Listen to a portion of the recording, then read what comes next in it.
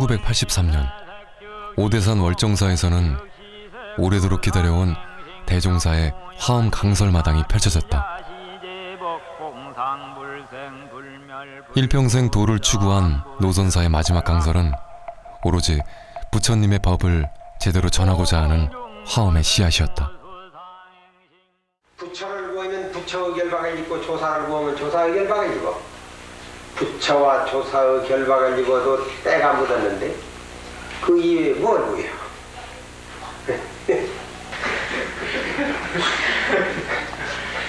부처는 따라하면 못 써. 인연 따라하면 이걸 들어간 거야. 이렇게 긴 얘기는 승속을 구분치 않고 공부하는 자리를 만들어 공부하는 사람을 기르고자 했던 탄허 스님.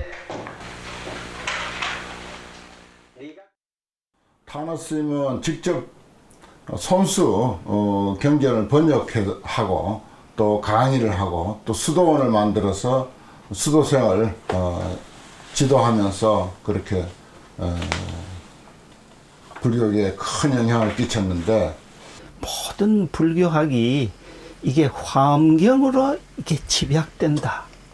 화엄 사상은 정말로 이게 모든 불교 사상의 근본이고 핵심이 된다. 이걸 늘 말씀하셨어요. 세상에 부처가 온 까닭을 바르게 전하고자 했던 시대의 선승이자 대학자 탄허. 산중에만 머물지 않고 세속에도 부처의 진리가 있음을 설파하며 그가 걸어간 길은 화엄의 길이다.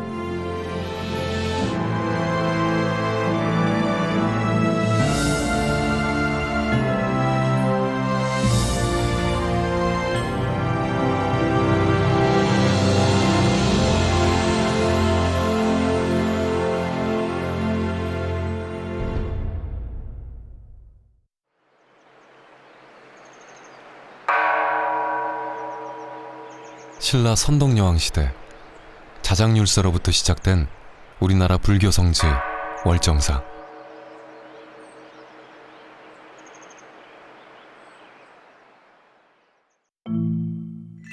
시대를 대표하던 선승들이 머물던 그곳엔 역사 깊은 선맥이 흐른다. 외부와의 교류를 모두 끊어버린 채 오직 깨달음으로 향하는 외롭고 고된 수행, 동안거. 수행자들은 동안거 석 달 동안 혹독한 한겨울의 시련을 지나 세상과 단절된 산사에서 고요한 진리를 마주한다. 동안거의 깨달음은 다른 이들과의 나눔을 통해 비로소 완성되는 법. 그렇게 가두었던 나 자신을 대자연의 품으로 풀어내놓은 만행에 나서기 전 수행자들은 겨우 내내 고독과 함께했던 길고 긴 수행의 시간을 되돌아본다.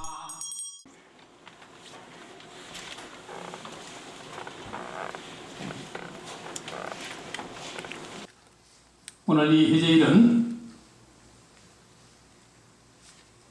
탄허 대종사께서 탄신하신 지 100주년이 되는 날이기도 합니다. 1934년 22살의 나이에 입산해 83년 열반할 때까지 치열한 참선 수행을 잊지 않았던 탄허 스님. 그는 격동의 시대에 부처님의 가르침을 오롯이 실천했다. 그 시대라는 것은 우리로 말하자면 일제, 해방, 정부 수립, 또 4.19, 5.16, 유신, 또 신군부의 시대, 이렇게 쭉 역사적으로 많은 굴곡이 많은 그런 시절에 한 50년간 스님으로 계셨는데, 스님은 그 시절에 어떻게 보면 20세기 최대의 학성이고 또 선성이고 대종사로서 혼자 그 공부하시고 깨우친 것을 혼자 머물지 아니하고 모든 국민들에게, 대중들에게 베푸는 삶을 살았던 분이죠. 부처님의 가르침을 교육을 통해 세상에 베풀고자 했던 탄허 스님. 그의 뜻은 더 넓은 세상을 향해 열려 있었다. 몸뚱이 벗고 네 몸뚱이 벗어서 다시 태어나면 너 일국의 대통령을 할 테니 말이야 우리나라. 헐라느냐 안 하려고 하는 것이 그 생리야. 안 하려고 나 싫소. 난 죽어서 대통령 싫소. 나는 이 몸뚱이 그대로 줬어. 못 보내줘. 우리나라가 그 젊은 사람들이 이제 새롭게 역사를 시작을 하려고 하면은 젊은 사람들이 앞으로 나서야지 되는데 그러한 첫 시도가 4.19라는 거예요. 그러니까 학생의 권리나 시위로서 정권을 무너뜨린 역사적 전례가 없는데 그 이후로 이제 세계 곳곳에 소위 청년 시위 문화가 상당히 팽배했지 않습니까? 갖고 그런 얘기를 하면서 참 대학생 불교 연합회 창립을 해서 부처님의 가르침에 따라서 그러한 진리 전파 운동을 한다는 것은 굉장히 보람 있고 의의 있는 일이다. 이렇게 해서 아주 격려도 해주시고 그 아까 같이 그 동양 사상의 전거를 드러내면서 많은 얘기를 해서 정말로 감격과 정말 충격이었어요. 불교의 요체라고 할 수 있는 화엄경. 그 방대한 사상의 바다에 동양 사상의 깊이를 더해 풀어낸 번역서 신화엄경 합론. 이는 우리나라뿐만 아니라 세계 어디에도 유래를 찾아볼 수 없는 대작불사였다.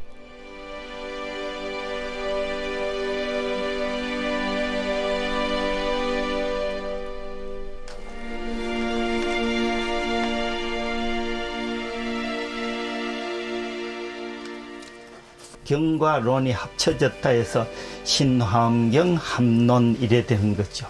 그것이 너무 훌륭하지만은 그 중국도 그렇고 일본도 그렇고 우리나라도 어느 나라에서도 그것을 전부 다 번역할 엄두를 못 냈는데 전체를 번역한 것은 우리 탄너스님께서 처음으로 그런 참 작업을 이룩해내셨던 거죠.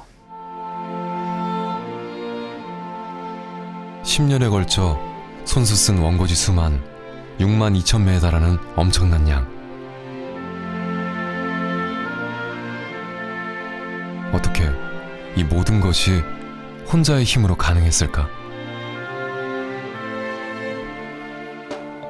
그것은 진리에 이르는 한 길, 향상일로의 마음이었다.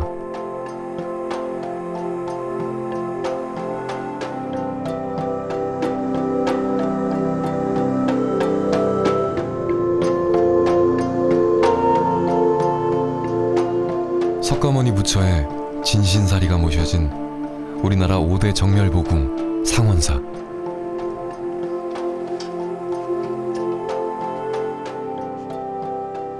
상원사는 지혜를 상징하는 문수보살을 친히 만났다는 세조의 일화가 전해지는 문수성지다.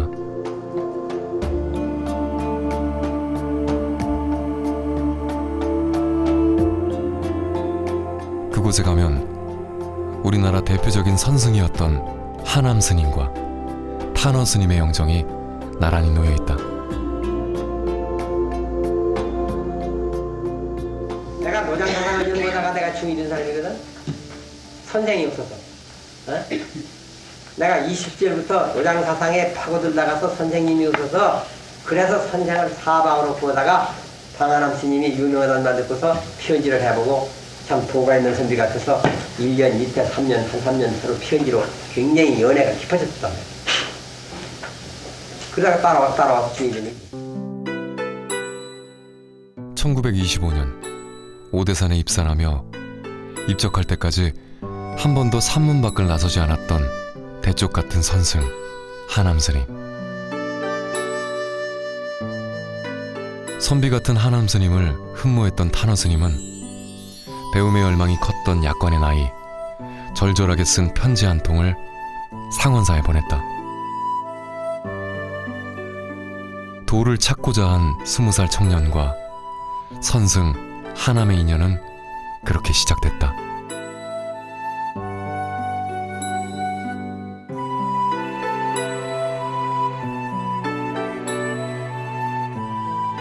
편지로 시작된 인연은 결국 그를 오대산으로 이끌었다.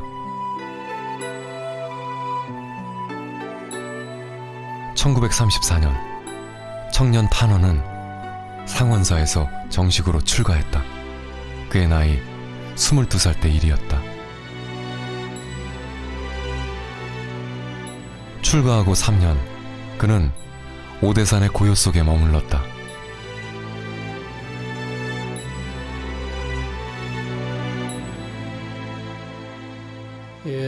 적어도 출가할 때는 그런 지극한 하나의 도심에 의해서 출가를 하게 됐고, 또 하남 스님을 흠모하게 된 것도 단순하게 이제 뭐 학문도 학문이겠거니와 이 도에 대해서 학문과 더불어서 더 깊은 경지가 있었기 때문에 이제 출가하셨고, 그 처음 출가해서 한 3년을 무건 정진 수행을 했다는 것, 또 상원사는 이제 선언이거든요. 선언이 중심이 되는 도량이었기 때문에.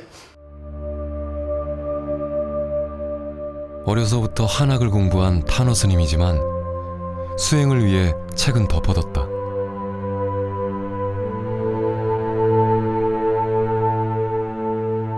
스승을 따라 선을 통해 도에 이르고자 했기 때문인데, 그에게 책을 건넨 건 오히려 스승인 하남 스님이었다.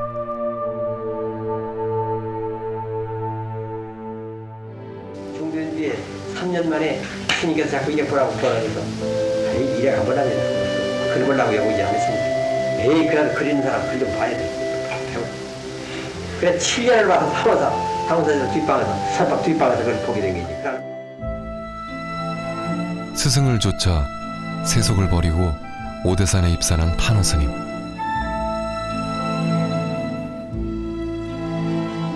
그런 제자를 각별히 여긴 하남 스님은 제자 탄호에게 특별한 일을 맡겼다. 이미 들어올 때부터 참 널리 많은 사람들의 관심을 받았는데, 입산한 지 2년 만에 그 중강을 맡으셨으니까 뭐 대단히 파격적인 것이죠. 말하자면 그 입산한 지 2년 만에 그 중강을 맡았다는 그 자체가 탄호 스님에게는 한마디로 명성이 널리 알려지는 이런 계기가 되었었어요. 예. 경남 양산의 통도사.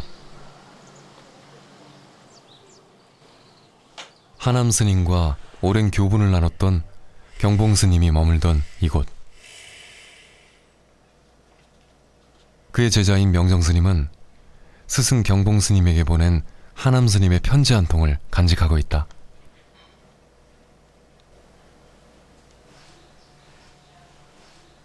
탄호가 학식과 문장이 나보다 1000만 배나 낮고 또 7년간 나와 함께 정진하였으니 수도원의 임시수자로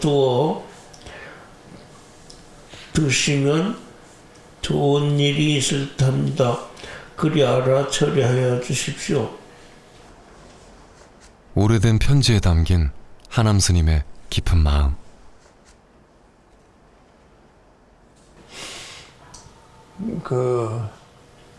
그걸 받으시고 스님이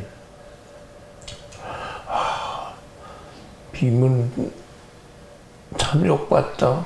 수고로 문장도 좋고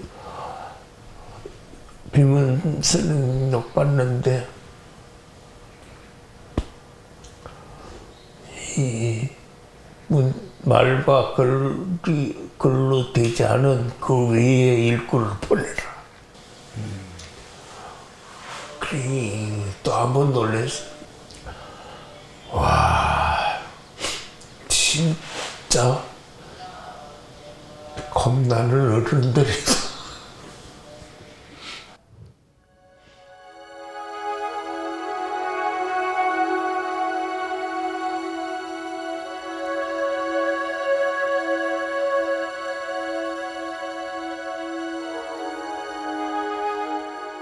스승과 제자를 떠나 지음이었던 두 사람. 하남 스님이 입적한 후에도 그 마음은 달라지지 않았다.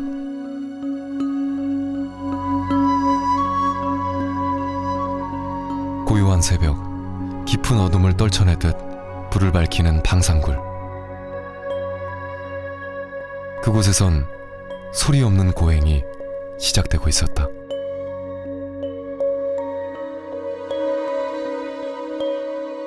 화엄경을 비롯해 화엄경 주석서 등 모두 287권에 달하는 화엄경의 총집대성.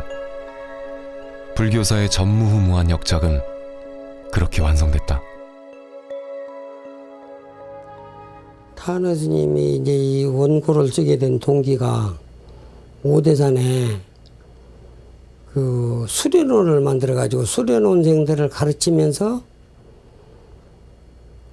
내가 없이도 이 책을 만들어 놓으면 이 책만 가지고 공부할 수 있겠구나. 그런 뜻을 이제 품으셨고, 본신은 하남 스님께서 유촉을 하셨습니다. 한문이 귀해져 가니까 탄허가 현토라도 좀 해놓소, 토라도 달아놓소 그랬는데, 토를 달다 보니까 이걸 풀이를 해주면 좋겠다. 그래서 풀이까지 하다가 보니까 세월이 10년이 걸렸고 원고지는 한 6만 2천 매 됐고. 석가모니가 보리수 밑에서 깨달은 세상의 진리를 담았다는 화엄경. 화엄경은 부처님 설법 가운데 가장 심오하고 위대하다고 알려져 있다. 이 화엄이요 사실 너무 어렵습니다. 이 교학 철학이요. 그 다른 책들이 그냥 화엄경에 나는 유명한 귀절 몇 자의 그런 문구만 인구에 회자되지 사상이 뭔지는 너무너무 모르는 거예요. 근데 이 통영장자의 화엄경 함론이 이게 번역이 되니까 누구나 쉽게 그것을 읽고 이해할 수가 있지 않습니까?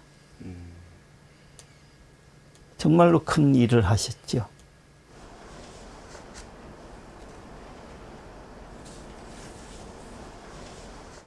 화엄경을 가장 좋아하신 거죠. 불문에 들어오셔가지고 다른 경전도 공부를 많이 했지만 최고 경전이 화엄경이기 때문에 결국에 종지부를 화엄경 공부, 화엄경을 이 세상에 전하는 데다가 종지부를 찍은 거죠. 화엄경이라는 건요, 바다다 하는 것과 똑같습니다.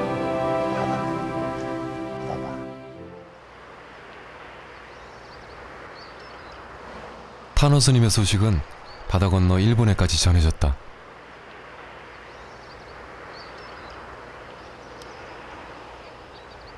불교가 생활 깊숙이 뿌리내린 일본. 하지만 아직까지 신화엄경 함론과 같은 화엄경을 총집대성한 번역서는 없다. 너무 방대해서 시도조차 하기 어려웠던 일. 産業全部他のものも勉強しなきゃならないから大変だからやらなかったと。その2つの理由のために日本ではそういう頓教大師のような検問業の注釈書はできなかったということです。 수십 년간 화엄학을 연구해온 고지마 스님은 탄허 스님의 신화엄경 함론을 바탕으로 화엄경 해설서를 집필할 수 있었다. もちろん頓教大師の注釈書を参考にしつつ書きました。その頓教大師の注釈の本がなければこういうのは書くことができたんですか？できませんでした。そうですか。はい。頓教大師の注釈書があったのですごく難しい本で読むのが難しくて、これ薄っぺらい本ですけど、この本完成させるのに30年かかったんです。 30년이 걸려서야 비로소 완성된 일본의 화엄경 해설서. 이는 탄허 스님의 번역본이 있었기 때문에 가능했다. あと頓教大師のあと誰も韓国の人もいませんので、頓教大師の心を私が引き継いだというつもりで自分はおります。本当の師匠です。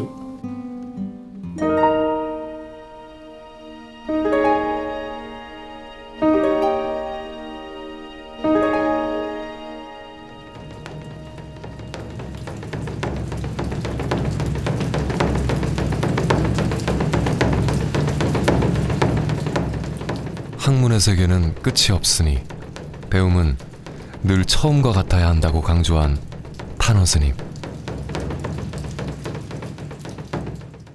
적신광교 여금사이라 곧 그 사람의 몸은 아주 빛나고 빛나기가 금으로 만든 산과 같이 빛나. 부산 범오사.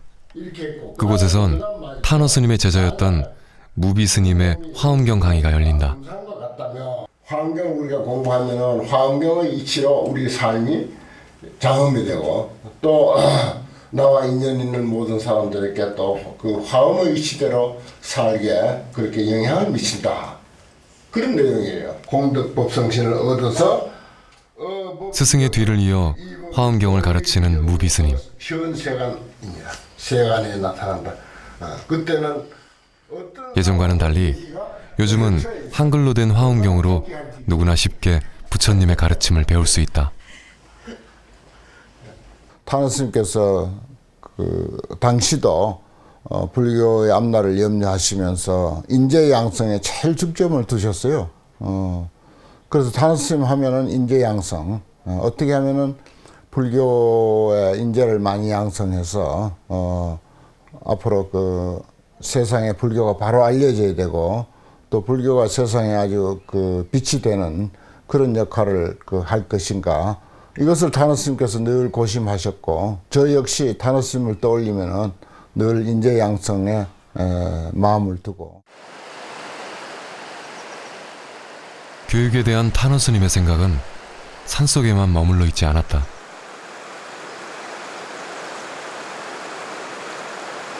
이제 그분이 그 오대산에서 계속 이제 이 경전 번역에 평생을 바쳐서 이렇게 생활하시다가 72년도부터 서울 드나드셨습니다. 서울에만 상주하신 건 아니고 이제 서울에 자주 나오셨습니다. 1972년 탄원 스님은 서울 도심에 화엄학 연구소를 개설했다. 이 건물 40년, 이 건물은 오래됐는데 조금씩 수리해. 입적 전까지 상원사를 떠나지 않았던 스승 하남 스님과 달리 탄원 스님은 산과 도시를 마음대로 오갔다. 서울 상주처로서 배우나니 여기서 화엄경 출판 기간이 한 2년, 75년 8월에 출판이 됐으니까 한 2년 동안 해서 됐죠. 그리고 이제 그 이후에는 여기서 물론 탄원 스님 번역하신 사교라고 하는 책도 금강경, 너엄경, 기실론, 원각경, 사교라고 하는 것도 여기서 출판하셨고. 서울에서 탄원 스님이 주로 거처했던 대원암. 강원도 오대산에서나 대원암에서나 탄원 스님의 생활은 크게 다르지 않았다.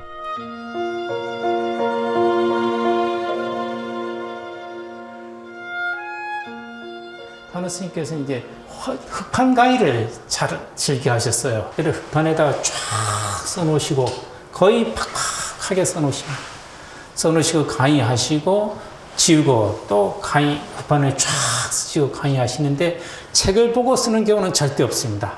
그냥 다 암기해서 쭉 쓰시고 하는데 뭐 탄원 스님께서는 책 언제든 책 보고 강의하는 경우는 없고 책 안 보고 뭐 몇 달이고 강의를 하시고 그랬어요. 강단에서는 어느 것 하나 막힘이 없던 대강백 탄원 스님. 유불선을 총망라한 동양학 강의는 듣는 이들을 압도했다.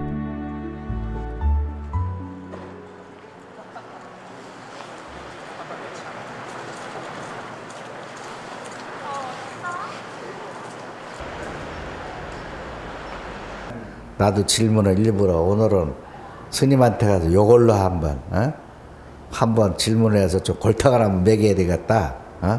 그런 생각도 했었지 우리끼리. 야 스님이 정말 저렇게 잘하는데 우리가 엉뚱한 걸 한번 물어보자. 그 질문을 해보자. 그 젊어서 그런 거 있잖아. 뭐 어른에 대해서는 예의가 아니지만. 그러니까 수많은 스승들이 참 거쳐갔지만 그렇게 막힘없이 거침없이 하는 분은 뭐 그분 같은 분이 그분을 따라갈 분이 없었지.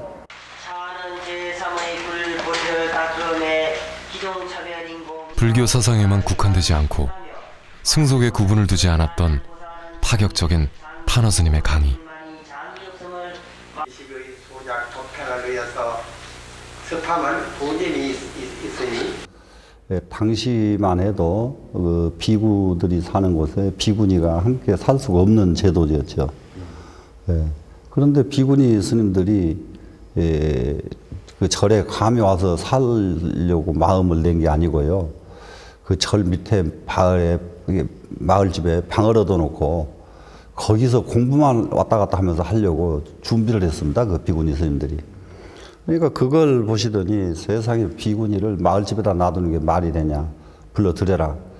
그래가지고 비구니 스님을 절로 또 불러들였습니다. 이러니까 또 전국에서 시비가 난리가 나는 거예요. 비구 스님 절에 비구니 갖다 공부시킨다고.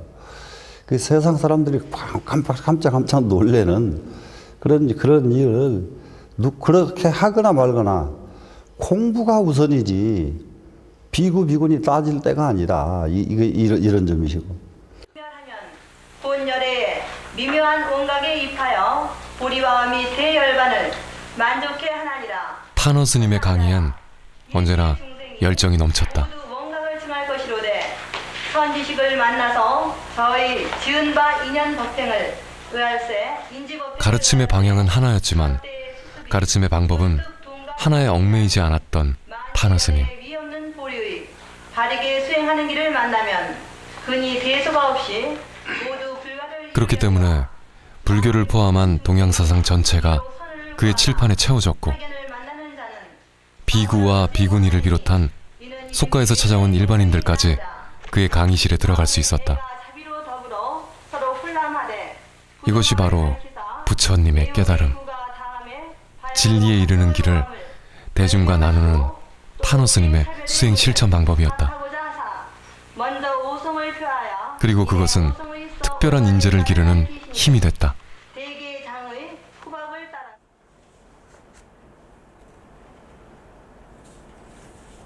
스님께서 하시는 말씀이 무엇이든지 묻고 싶은 건 다 물으시라고 그러시더라고요.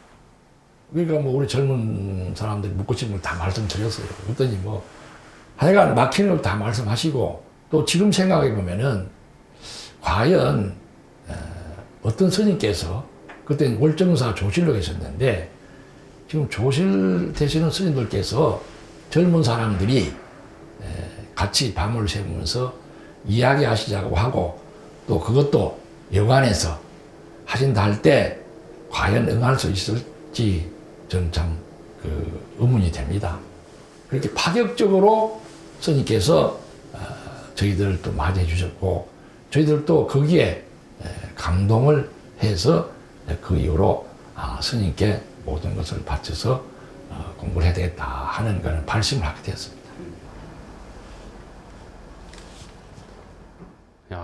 45년 전의 강의 노트를 여전히 간직하고 있는 김희옥 총장. 대학 시절 들었던 탄어 스님의 강의가 어제 일처럼 또렷하다. 법당을 짓는 것보다는 사람을 길러라. 그것이 뭐 불교 내부의 인재도 그렇지만 우리 사회 전체적으로 그런 말씀을 포괄하는 걸로 생각이 되는데 스님께서 결국은 사람이 이 사회를 움직이고 부처님의 진리도 사람이 깨달아서 전성되는 거고 전파하는 그런 걸 말씀하신 거죠. 그러니까 스님이 말씀하신 취지는 이 공동체 속에서 더불어 살아가는 속에서 역할할 수 있는 많은 인재들을 길러내므로써 우리의 미래 사회가 밝아지고 한다는 그런 것이 아닌가 싶은데 학문의 길이 끝이 없는 것처럼 교육을 통한 인재 양성은 무한한 가능성을 만드는 출발. 그것은 탄어 스님이 손에 쥔 한 잔의 물과 같은 것이었다.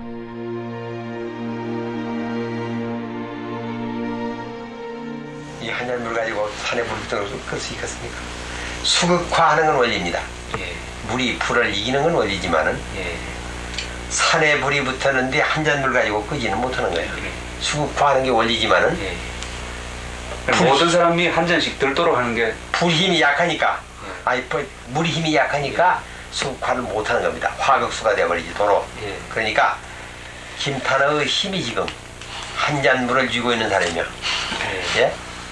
그 종단적인 문제에다 이 국가적인 문제에다 피할 것 같으면 김탄환은 지금 한 잔 물 가지고 있는 사람입니다. 그러니 어떻게 하려느냐 이 묻는 것은 한 잔 물 가지고 산에 불을 끌 수 있어 이렇게 묻는 거랑 똑같은 거죠. 그러니까 이 다음에 이제 힘이 자라갈 때는 이 한 잔 물이 동하바다 물이 될 수 있어요. 이제 그런 때 가서 어떻게 하느냐 하면은 다 안이 나오죠. 지금은 안을 말 못하겠습니다. 한 잔 물 가지고.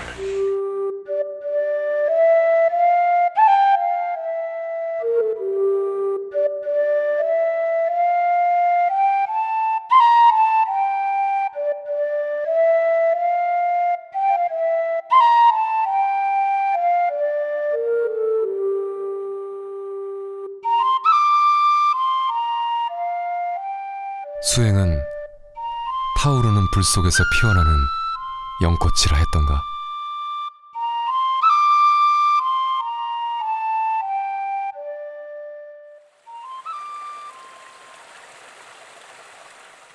강원도 영월, 단청도 없는 소박한 작은 암자, 금몽암.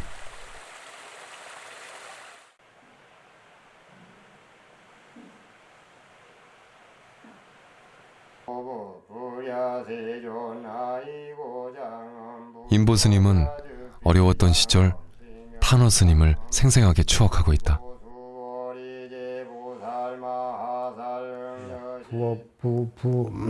수어 부르다가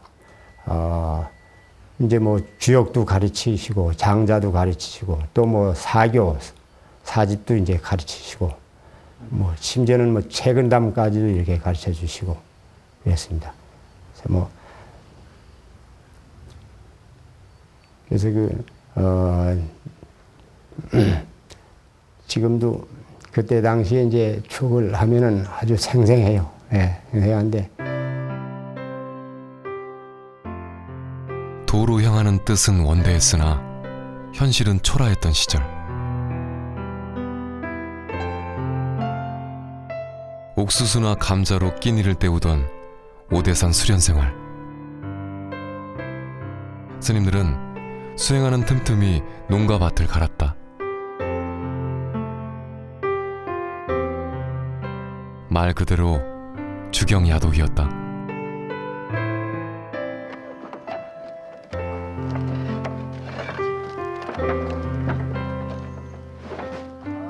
그래 너무 어려 힘드니까요. 공부할 사이가 없어. 저녁 때면 이제 그 당시에는 전기도 안 돌아서니 저래 램프불 하나 이렇게 해놓고서는 저녁에 밥 먹고 나면은 1시간 동안 양말 찢고 옷 찝는 길이에요. 그래 1시간 동안 양말을 찢고 옷 깁고서는 그 다음에 이제 9시 되면 자이래니까요. 그다음 불과 한두 시간 정도 거리는 거예요. 거기까지 깊이 들어갈 실력도 없고 하나님이 경만한 게예요. 경만 어떻게 했느냐?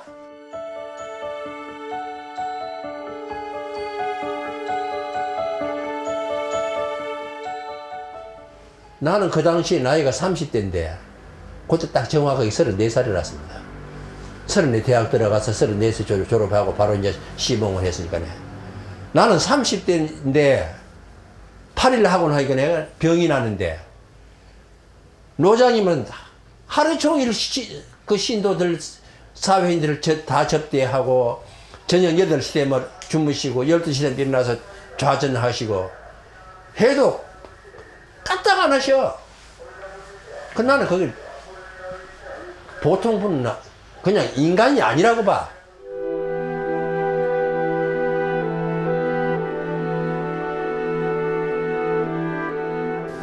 문장은 수식 대비 말이야. 여기 현대말로도 모두 그리스한테 내가 이 자리를 빌려서 이 강연을 하게 된 것은 영광이 아니라고 볼 수 없습니다. 영광입니다. 그래서 대표님 말이야. 그 너주르게 빼가지고서 말이야. 그게 수식이거든. 문장은 수식이거든.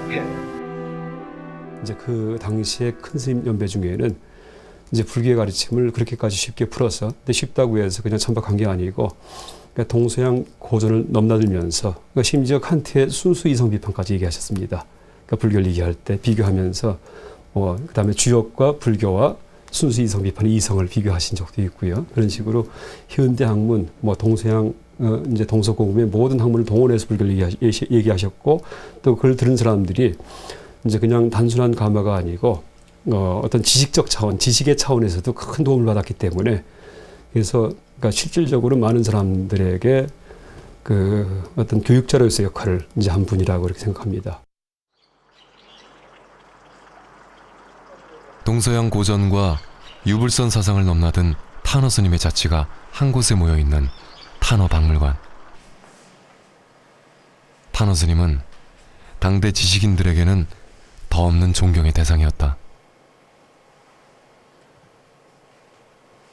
스님은 일반적인 사람들은 도대체 이해를 못했고요. 그런데 그때 당시 이제 최고의 모두 그 석학들이 소위 말하면은 이제 양조동 씨를 위시해서 선우이 씨, 또 안재주 씨 동아일보에 이제 이런 분들이 이제 스님의 사상에 모두 흠뻑 빠져있던 분들입니다, 전부 다. 너무 아주 감격스럽게 모두 이렇게 그랬던 그래서 이제 최고 지식층에서 과연 더 없는 가장 큰 스승으로 이렇게 받들어 모셨고. 한국의 두 스님이 KBS 취재반과 함께 이곳에 왔 1978년 탄어 스님은 인도의 4대 불교 성지를 참배하기 위해 머나먼 길을 떠났다. 부처님 찾아 고행길에 들어선 두 스님을 위해서 이곳 밀교인 티베트 스님들이 따뜻하게 맞이했습니다. 큰 스님의 순례길엔 방송 취재진이 동행했고 성지 순례의 기록은 TV 다큐멘터리로 방영되기도 했다.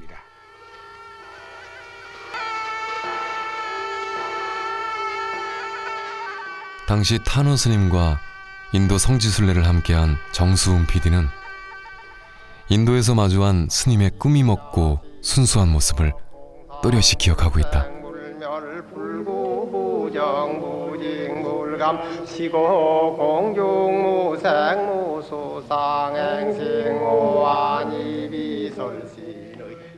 탄어 스님께서는 본인이 어린아이 같으시면서도 어린아이들의 표정을 무척 좋아하셨어요. 그 우리나라 어린아이들이 최근에 들어서서 그렇게 맑을 수가 없다고, 우리나라는 앞으로 잘 될 것 같다고 그런 걸 누누이 말씀하셨어요. 다른 나라를 이렇게 돌고 오다 보니까 우리나라 어린이처럼 그렇게 막지가 않다고, 앞으로 대한민국은 아주 밝게 잘 될 것 같다. 그래서 그 어린이 얼굴을 통해서 미래의 대한민국을 말씀하시는 때 난 상당히 참 감명을 받았어요. 때때로 국내외 굵직굵직한 사건을 예언했던 탄어 스님. 인도 순례길에서도 스님은 1년 뒤에 일어날 커다란 사건을 감지했다. 그것은 1979년에 일어난 12.6 사태였다. 이거는 매우 중요한 얘기인데, 박정희 대통령이 얼마 안 있으면 큰 변을 당할 것 같아. 아마 총을 맞을지도 모르고 아주 위험한 그런 예견이 온다. 그래서 내가 깜짝 놀라가지고 어떻게 그렇게 생각을 하십니까? 그런 말씀은 하시다가 나중에 관련 기관에서 불려가고 아주 위험할 텐데 어떻게 그런 생각? 아니야, 내 예감이 맞을 것 같아. 사진이 보통 그 얘기해 주는 게 아니야. 12.6 사태를 미리 예견했던 탄어 스님. 스님의 예사롭지 않은 예지는 그것이 끝이 아니었다. 정승화 그 장군이 기상이 좀 부족하다. 저 자칫하면은 어린애가 들고 있는 옥을 누가 도둑놈이 채갈지도 모른다. 그러면서 한번 만나게 네가 주선할 수가 있겠느냐. 그래서 제가 돌아와서 저희 법무감한테 그 얘기를 했는데 그 법무감이 전달을 못했는지 그 후로 아무 소식이 없었어요. 그래서 스님이 직접 정성화 씨한테 전화를 했는데 그러니까 혼란 시에 혹시 땡초 중이 부탁이나 하는 걸로 잘못 알고 전화를 끊었어요. 그러면서 그 당시에 스님이 제가 그 자리에 있었는데 아 국가 운명이 이렇게 해서 이게 달라지는구나. 예? 그러면서 결국 통하지를 못하고 그 12.12 사태가 그래서 나왔어요. 그 당시에. 그건 제가 현장에서 직접 전화하시는 거 현장도 보고 그렇게 했어요. 근데 그게 참 뇌리를 많이 스치고 있고. 민족과 시대를 꿰뚫는 타너 스님의 예지는 훗날 기록으로 남으며 더욱 큰 관심을 받았다. 스님의 예언 가운데는 미국의 베트남에서의 패전, 구소련 붕괴와 같은 현대 세계사의 대사건도 포함됐다.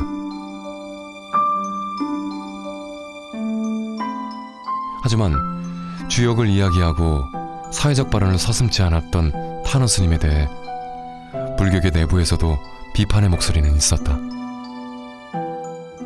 스님 자꾸 이거 시비가 많습니다 하니까 이놈아 세상 어른들은 옛날 분들은 전부 미래에 대해서 제시를 분명하게 해주는 사람이 없으면은 미래는 불안전한 거다. 그래 분명하게 제시를 해줘야 되는데 얼마나 좋으냐. 분명하게 이게 역학이라고 하는 그 큰 바탕 속에서 우리나라가 세계 중심 국가가 분명히 될 수 있도록 이렇게 제시가 되고 있는데 그걸 들쳐서 우리나라 사람들에게 세계 중심 국가의 세계 중심 사람이 되도록 이렇게 이게 해주는 거 이것이 뭐가 잘못됐느냐고 또 그것도 혼났어요. 그것도 반대하다가. 예.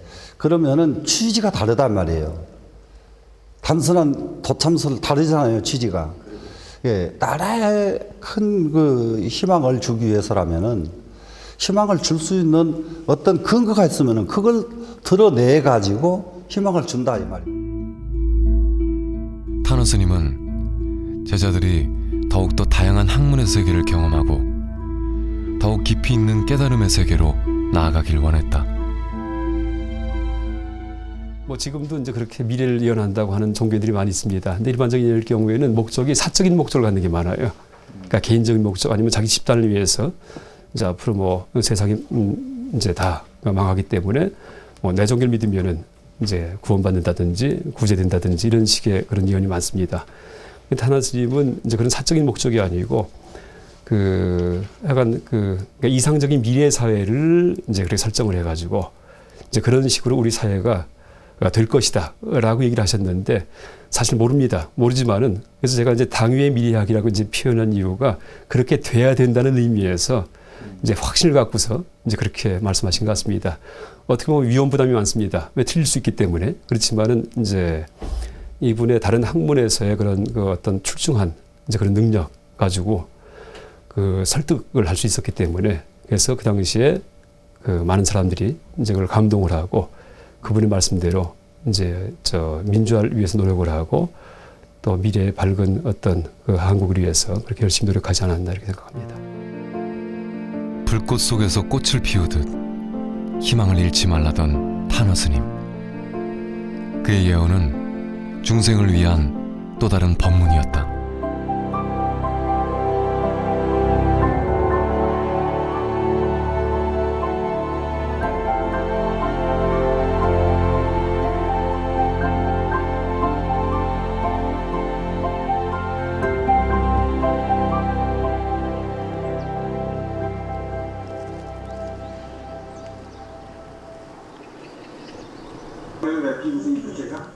세상을 떠난 지 이미 오래지만 타너 스님의 가르침은 여전히 우리 가까이에 남아있다. 이러다가 파가지고 속이 냉철했단 말이야. 저기 이렇게 나오냐.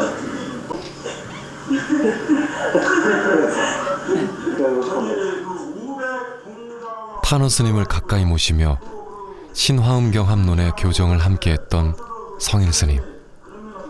세월이 흘러도 타너 스님은 잊을 수 없는 스승이다. 그것도 의문이야? 아니 의문이 아니라 좀 부처님한테 섭섭한 감이 있습니다. 섭섭한 있어? 그게 동계 뭐 달나라를 가는지 길나라를 가는지 뻥뻥을 싸주는 말이야. 일초일부터 망상범을 왔다는 건 한 번도 없습니다. 그렇게 해서 이제 처음에는 이해를 못하고 이제 와서들 공부를 이제 미처 큰 스님 문화에서 못했던 분들이 이 특강을 듣고는 그러니까 유교, 도교를 말씀하시는 것은 불교를 더 크게, 더 이해, 더 넓게 가미하시기 위해서 그렇게 말씀하신 건데 한쪽에서 이제 일부분만 듣고는 뭐 그런데 더 치중하시는 것 같다고 그렇게 이제 오해를 잘 몰라서 이제 오해를 못 하신 거죠. 그래서 이 환경 특강 듣고는 참으로 이런 분 밑에서 공부 못한 것이 그냥 한이 된다고 한 분들이 있어요. 그 같으면은 그 학설이 한정이 없지만은 원교 즉 화엄하게 앉아서 볼 것 같으면은 진리를 구하는 길은 다르지 않다며 자신을 부르는 곳이라면 어디든 찾아갔던 탄원 스님. 유교에서는 정일 언제나 그가 강조했던 건 마음이었다. 한결같이 이 우주 만유 핵심이 우주 만유를 만들어낸 그놈은 우주 만유가 아닙니다. 만일 우주 만유가 우주 만유를 만들어낸다 할 것 같으면 그것은 거짓말이 되고 마는 것입니다. 그러면 이 우주 만유를 만들어낸 그놈은 바로 우주 만유가 아닌 우리 마음입니다. 마음이 부처라는 깨달음. 그것은 곧 누구나 부처가 될 수 있다는 뜻이었다.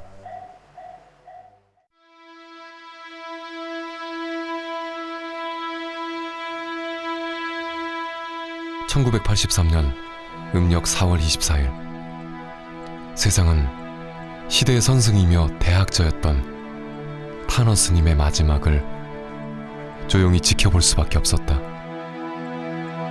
스님, 여여하십니까? 여여하지. 몽롱하랴? 법연이 다 된 것 같습니다. 한 말씀 남겨주십시오.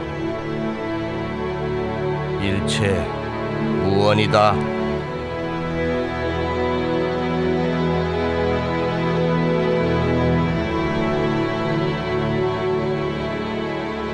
우주를 토해내듯 내뱉은 마지막 말과 함께 허공으로 돌아간 탄원 스님.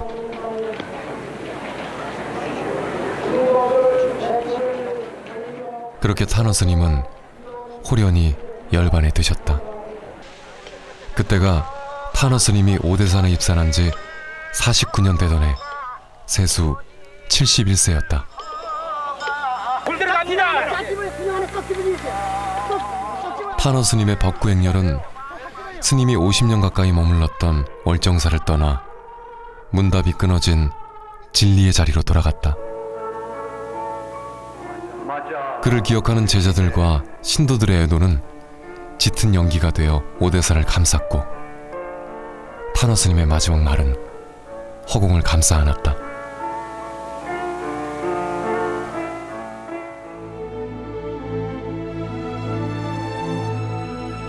스님이 돌아가신 지 30년. 진리의 길에 들었었던 탄원 스님은 여기에 살고 여기서 죽었지만 이곳에는 삶도 죽음도 없다고 말했다. 이런 인물이 나와야 되는 시점이라고 생각이 됩니다. 그렇게 그 인물을 만들어내기 위해서 스님이 지금까지 계신다면 호통치시고 그 인물이 되도록 막 이게 채찍질 하실 겁니다. 공부를 이래 안 하면은 그래 해가지고 불교를 한다 할 수 있겠어? 예, 뭐 짧게 이 말씀인데 굉장히 참 이 무게가 있는 이런 꾸지람이시죠. 그렇게 해가지고 불교를 한다 할 수 있겠어?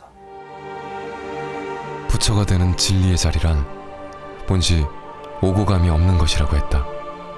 누구든지 뜻과 행실이 청정하면 부처님이 오신 것이고 그렇지 못하면 이미 가신 것이다. 우리가 현실의 여러 가지 어려움, 고통 이런 것들을 갖다 회피해서는 안 된다.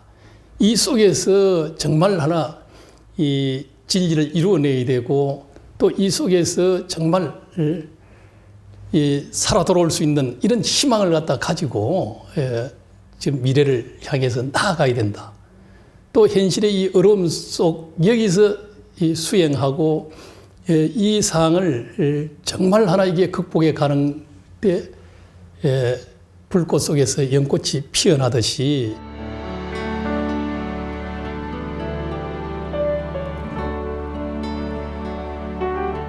탄원 스님이 떠난 자리, 그를 그리며 탄원 스님이 남긴 말씀을 되새겨본다.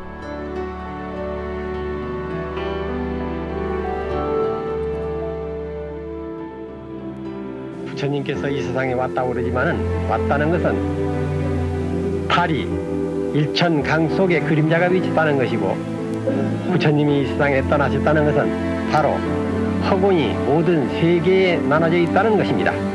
그렇다면은 달 그림자는 와도 온 것이 없고 허공은 모든 세계에 나눠져 있어도 나눠지는 것이 없다는 소식입니다.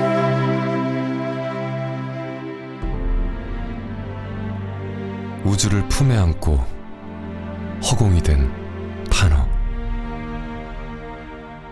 격동의 현대사를 불꽃처럼 살다간 그의 삶은 교육을 통해 희망을 얘기한 화엄의 큰 길이었다.